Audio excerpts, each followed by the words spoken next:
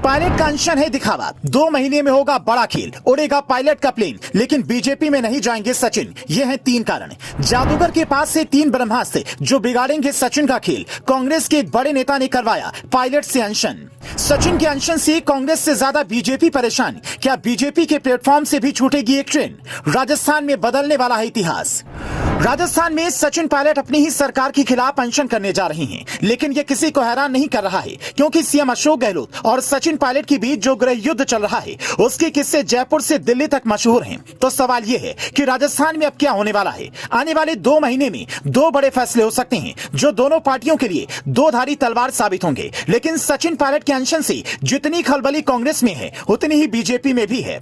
इसके पीछे का कारण बड़ा दिलचस्प है। दरअसल राजस्थान की गलियों में मशहूर है कि जादूगर और रानी मैदान के बाहर रहकर भी फिक्स मैच खेल जाती हैं। पायलट बीजेपी में नहीं जाएंगे, इसके पीछे 3 कारण हैं। लेकिन पायलट के अनशन के दबाव में अगर गहलोत ने कोई कार्रवाई की तो रानी के नाराज होने का खतरा, और नहीं की तो प्लेन उड़ने को तैयार ही है। बस सवाल इतना है कि क्या पायलट के पास कोई पैराशूट है जो क्रैश की स्थिति में उन्हें बचा सकता है। सब कयास लगा रहे हैं कि पायलट बीजेपी में जाएंगे, लेकिन ऐसा होना मुश्किल है, जिसके पीछे 3 कारण हैं।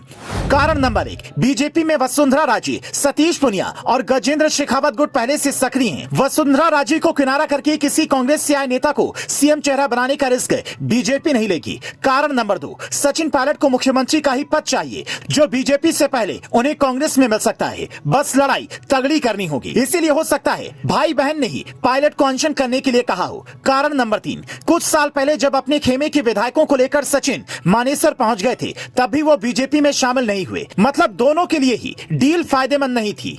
बीजेपी और कांग्रेस दोनों के लिए मुश्किलें ये हैं कि अगर पुराने नेता पर भरोसा करे तो नए नाराज, और नए पर भरोसा करे तो पुराने नाराज। दोनों की स्थिति में हार का खतरा। कांग्रेस के सूत्र बताते हैं कि चुनाव के वक्त ये तय हुआ था कि 2.5 साल अशोक गहलोत सीएम रहेंगे और 2.5 साल सचिन पायलट। लेकिन फिर जादूगर ने खेल कर दिया। ज्यादा विधायक भी उन्हीं के पाले में थे, क्योंकि गहलोत के खेमे में जिन नेताओं को टिकट नहीं मिला था उन्हें जादूगर ने निर्दलीय लड़वा दिया। तो अंत में सचिन पायलट के पास चंद विधायक ही बचे थे, इसलिए मजबूर हो गए। लेकिन अब चुनाव आने वाला है तो अपना दबाव दिल्ली तक पहुंचाना चाहते हैं। यह साफ है कि जनता के बीच सचिन पायलट की लोकप्रियता ज्यादा है, लेकिन अशोक गहलोत अपने जुगाड़ के लिए जाने जाते हैं। इसी जुगाड़ से उन्होंने राज्यसभा के चुनाव में बीजेपी विधायक का वोट ले लिया था। तब भी यह बात चली थी कि वसुंधरा खेमे की उस विधायक ने अपनी नेता के कहने पर ही क्रॉस वोटिंग की थी। बीजेपी के सामने भी कांग्रेस जैसी ही मुश्किल राजस्थान में है, लेकिन कांग्रेस आलाकमान के मुकाबले बीजेपी का आलाकमान कहीं ज्यादा पावरफुल है। उनकी बात टालकर कोई राजनीति की सड़क पर अपनी गाड़ी नहीं दौड़ा सकता। लेकिन यह भी सच है कि वसुंधरा की कद का बीजेपी में कोई और नेता राजस्थान में फिलहाल तो नहीं है। तो अगर येदुरप्पा की तरह वसुंधरा ने राजस्थान में कदम उठाया तो कर्नाटक जैसा हाल राजस्थान में भी हो सकता है। सचिन पायलट के बहाने कांग्रेस आलाकमान अशोक गहलोत को किनारे लगाना चाहता है, क्योंकि उन्होंने सोनिया गांधी के ऑर्डर को सरपास किया था।